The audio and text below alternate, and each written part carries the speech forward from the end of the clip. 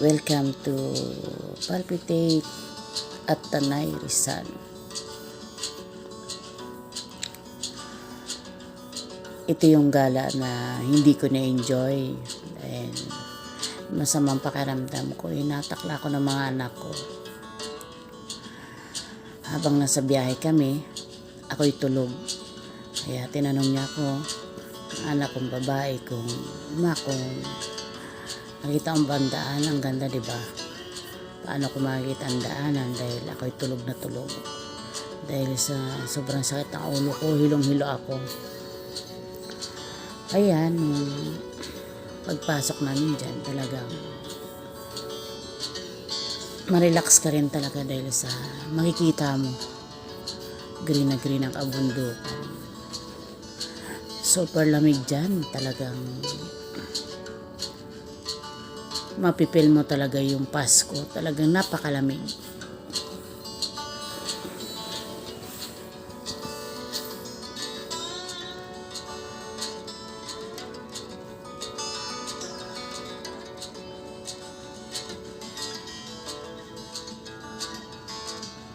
Kaya yan, hanggang dyan lang kami sa second floor pa.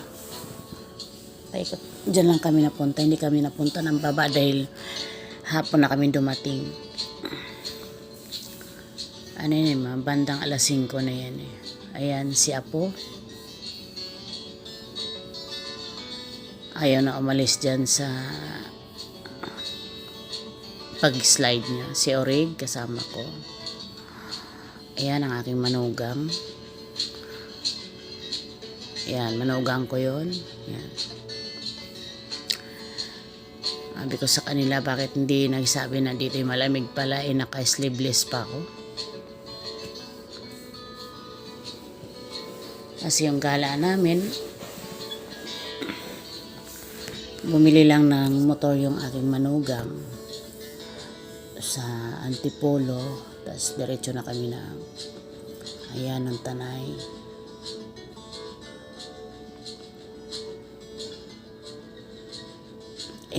Kasama ko yung mga anak ko.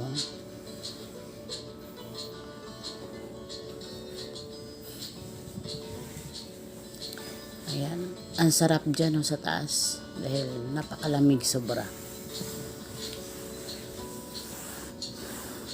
Namiss ko tuloy yung probinsya dahil nakita ko yung mga kabundukan ba.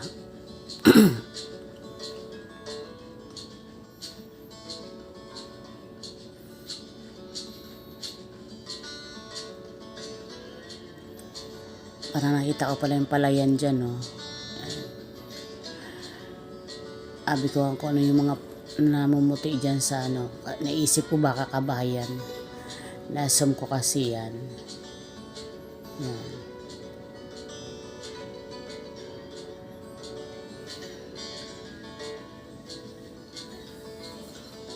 Siguro kung nakababa pa kami, naikot ko yung ano dyan, sa baba.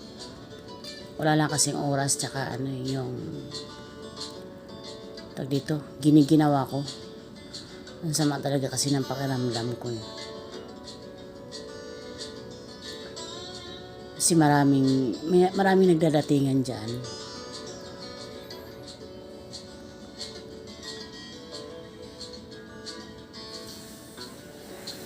Kami lang yung hindi umikot, kami lang yung nandun lang kami, nag-steady lang dun sa taas.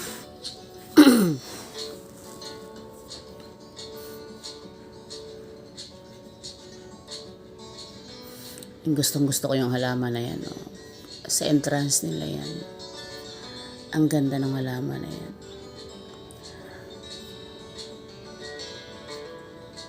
Ang ganda tingnan.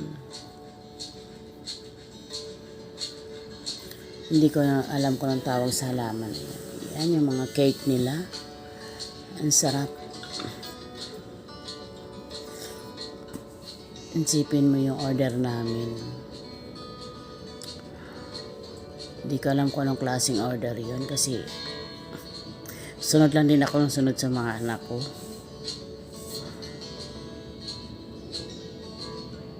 Pero nagustuhan ko yung ano, Ayan, ito yung itsura ko dyan.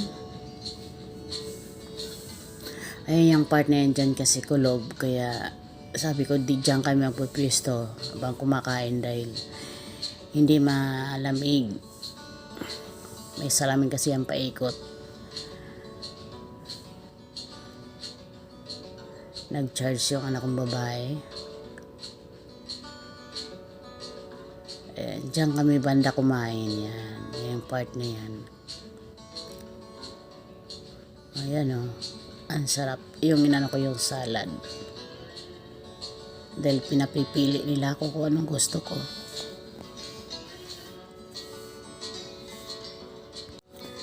Pinapapili nila ako kung gusto ko.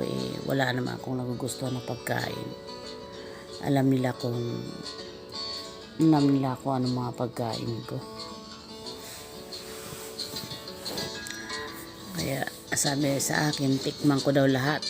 O ayan, pauwi na kami anong gabi na. Iniisip ko yung bata, may isinat na yung apo ko.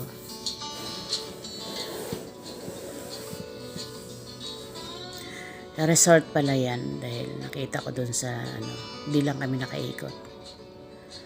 Pero kung umikot lang kami, hindi lang ako nagstay dun sa taas, hindi kami nagstay sa taas, siguro tsaka ako hindi masamang pakiramdam ko. Na-enjoy ko siguro lahat. Kaso nga lang, wala. Hanggang doon lang talaga eh. Sama kasi ng pakiramdam ko.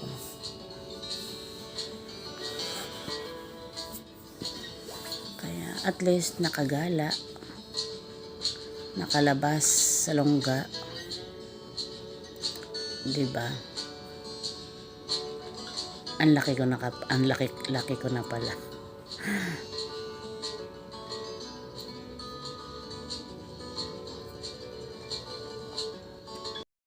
Hi, Suwi ng Katingas vlog. Subscribe kayo.